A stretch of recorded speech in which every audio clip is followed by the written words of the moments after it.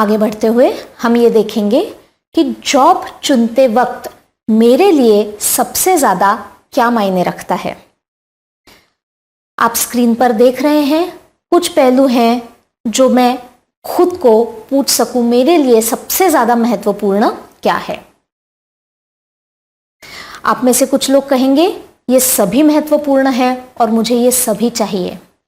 सही बात है, सभी चाहिए, सभी महत्वपूर्ण है, लेकिन ज़रूरी है कि हम इसमें थोड़ी प्रायोरिटी लिस्ट बनाएं। तो अनुक्रम दे कि मेरे लिए सबसे ज़रूरी क्या है, 2 नंबर पे क्या है, 3 नंबर पे क्या है और आगे। आप फ्री हैं, आप इसमें अगर कुछ और चीज़ें जोड़ना चाहें तो वो भी जोड़िए और अपना अपना अनुक्रम तैयार कीजिए।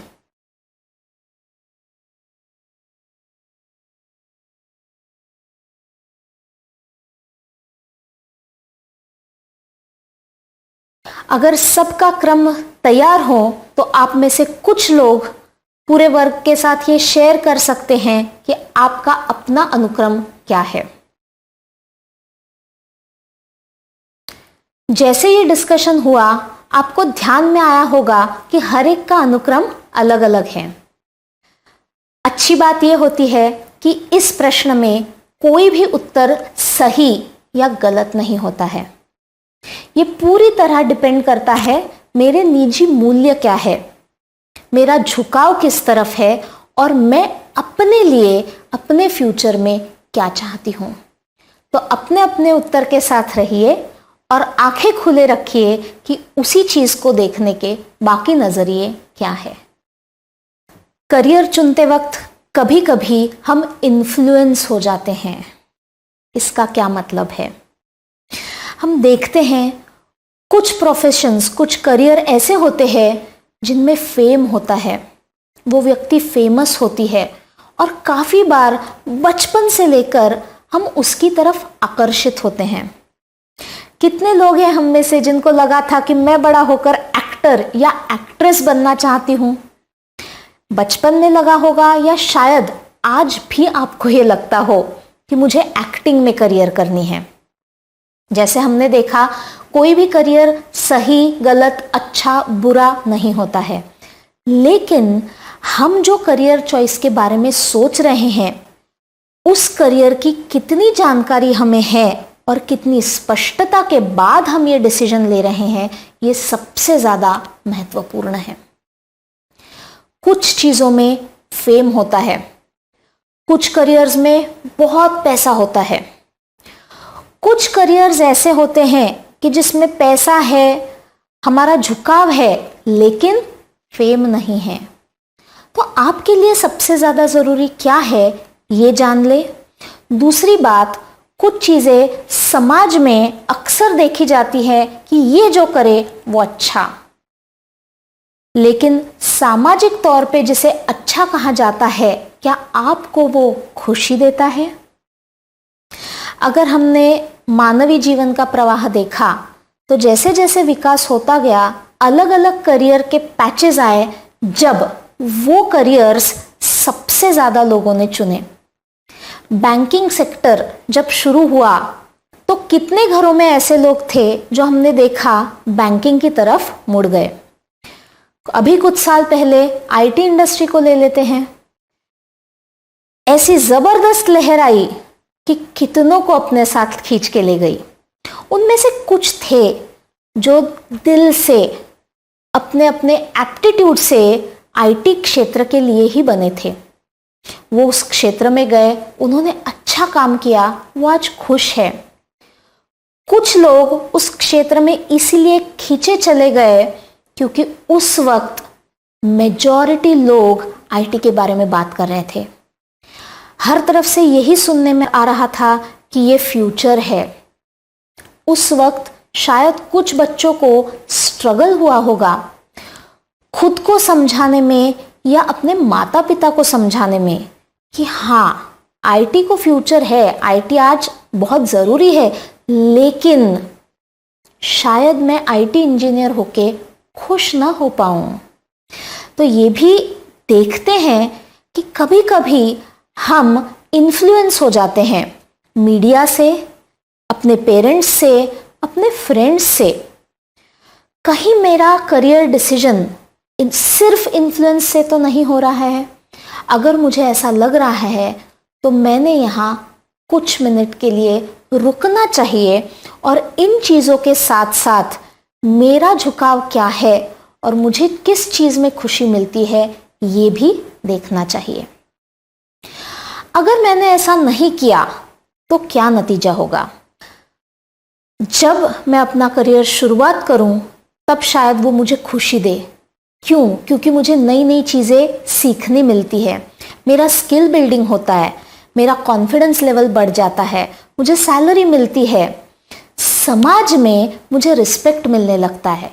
ज़रूर कुछ महीने मेरे बड़े ही अच्छे जाते हैं, लेकिन जो काम मैं कर रही हूँ उसमें मुझे अगर इंटरेस्ट नहीं रहा तो धीरे धीरे वही काम बर्डन बनने लगता है, बोझ बनने लगता है।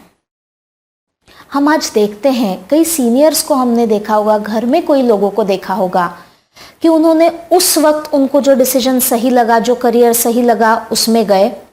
कुछ लोग इन्फ्लुएंस में आके गए, माता पिता के, दोस्तों के या मीडिया के, और आज उनके पास करियर में सब है लेकिन वो संतुष्ट नहीं हैं, वो खुश नहीं हैं। हर सोमवार काम पे जाते वक्त उनके माथे पे शिकन आ जाती है, सोमवार आ गया, और वो बेसब्री से इंतजार करते हैं वीकेंड का कि कब सैटरडे संडे आ जाए और मुझे काम पे ना जाना पड़े। सफलता से अगर हम इसे कोरिलेट करें तो आप जान जाएंगे कि ये बंदा काम कर रहा है, बाकी सारी चीजें अच्छी है, लेकिन शायद खुद को सफल नहीं कह पा रहा है क्योंकि करते हुए काम में वो खुश नहीं है। दूसरी तरफ हमने ये भी देखा है कि जो काम करने में मुझे खुशी मिलती है उसमें मेरे दिन के 8 घंटे की जगह 12 घंटे भी लग जाए, मुझे उसकी तकलीफ कम होती है। मेरे मन में, शरीर में उस चीज का स्ट्रेस कम निर्माण होता है।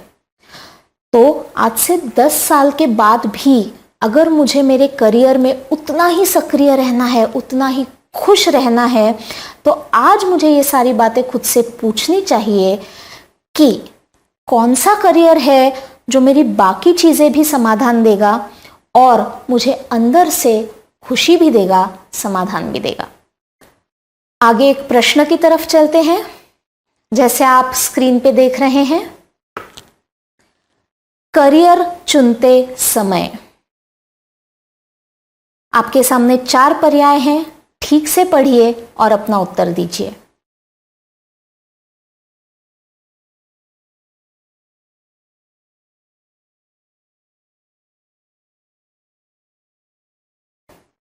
आप सबके उत्तर और उसके नतीजे हमारे सामने हैं। मैं चाहूंगी 2 मिनट आप अपना उत्तर देखिए, बाकी रिजल्ट्स देखिए और आपस में चर्चा कीजिए कि इसमें जो अलग अलग उत्तर आए हैं, अगर आए हैं तो वो क्यों, और उस पर से आप क्या निष्कर्ष लेना चाहेंगे। अगले प्रश्न की तरफ चलते हैं। सफलता की परिभाषा। अब तक आपको शायद इसमें और भी स्पष्टता आ गई हो कि अपनी सफलता की परिभाषा के करीब आप कैसे जा सकते हैं।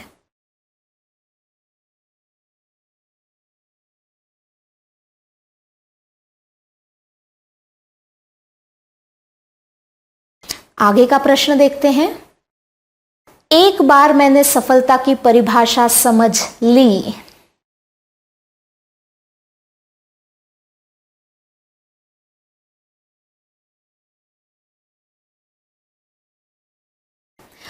उत्तर हमारे सामने है कि ये कोई परमानेंट जवाब नहीं है। आज मुझे सफलता की परिभाषा जो लग रही है वो आज की है। 1 साल के बाद या शायद कुछ महीनों के बाद मुझे वहां रुकना है और शायद वापस से देखना है कि मेरी आज की सफलता की परिभाषा क्या है। कुछ चीजें होंगी जो वही रहेंगी, कुछ चीजें होगी जो शायद मैं अपनी परिभाषा में बदलना चाहूंगी। अगर इसका अनुभव लेना चाहते हैं तो आंखें बंद करिए और जाइए आपके बचपन में।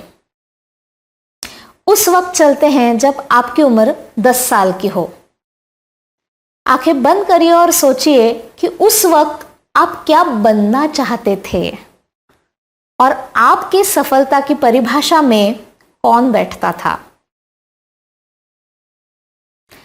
अगर आपका जवाब आपके आंखों के सामने हो तो आंखें खोलिए। शायद आप में से कुछ लोग हंस रहे हो कि अच्छा, तब तो मैं ये बनना चाहता था। और जैसे आज आपको दुनिया की समझ पहले से ज़्यादा है, एक्सपोजर्स है, आज आपकी परिभाषा कुछ अलग है। वैसे ही हर कुछ महीनों के बाद, साल के बाद मुझे ये देखना ज़रूरी है कि अपनी परिभाषा में क्या मैं कुछ बदलाव लाना चाहती हूँ, और अगर हाँ तो वे क्या होंगे।